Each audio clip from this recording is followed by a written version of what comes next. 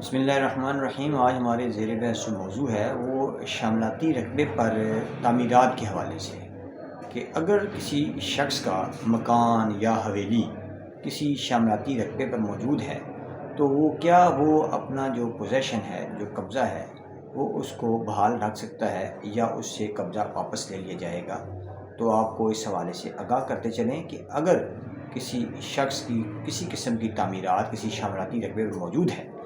اور اس کا جو آباء و اجداد ہیں یا اس کی جو جدی جو وہ اس موضع کا مالک ہے اور اس کے آباء و اجداد کا نام جو ہے وہ شرط واجب العرض ایک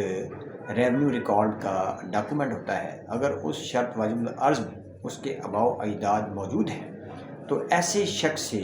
اس شاملاتی رقبے کا قبضہ جو ہے وہ کسی صورت بھی واپس نہیں لیا جا سکتا، اور یہ اعلیٰ عدالتی نظائر کی روشنی میں پرنسپل سیٹ کیا جا چکا ہے۔